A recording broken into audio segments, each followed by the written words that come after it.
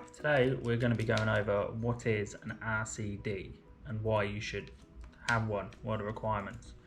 So basically these two are RCDs. No one normally knows them because of the big test burn on the side of them. What an RCD stands for is a residual current device. And basically what that means is it protects the property over anything such as overcurrent protection.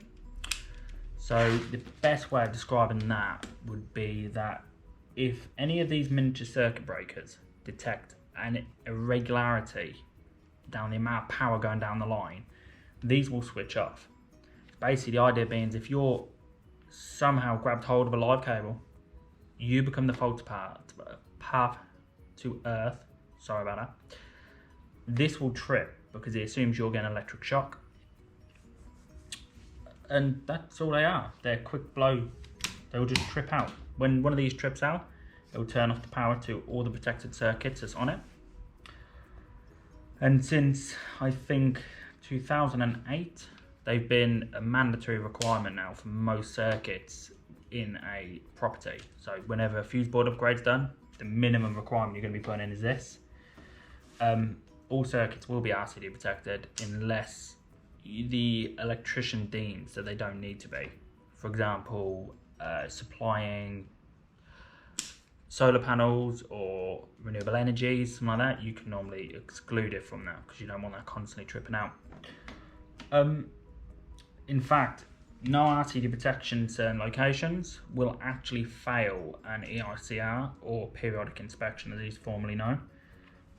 This is because if you had a socket, for example, that'd been connected up in the hallway and it wasn't protected by RCD protection, they deemed that you could plug an extension lead into that or a garden power tool, run out into the garden, it could start raining, water could drip on it, and you could cause an electrical fire. The point of the RCD is it will stop an electrical fire. It's just added protection.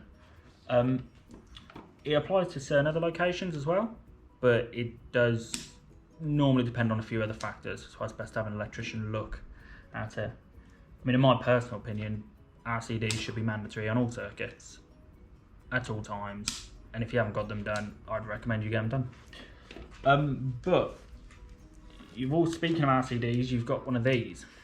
It's called an RCBO. I think it stands for a residual circuit breaker. I don't know. I just call them RCBOs. I'd probably look at the book to find out what they stand for.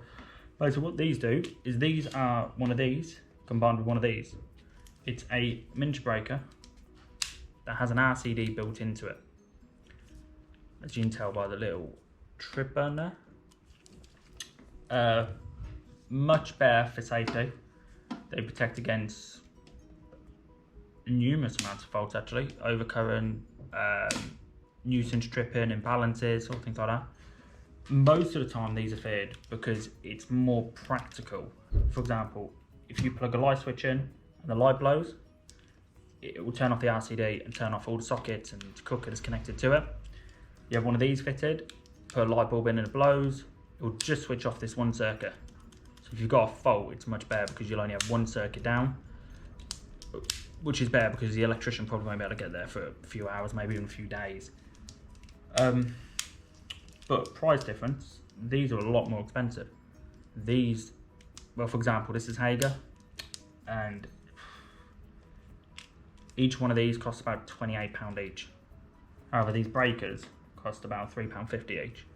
So there's a huge price difference. But in terms of safety, they're the best you can get. Yeah. If you have any questions or queries, just feel free to contact us and we'll talk you through the rest.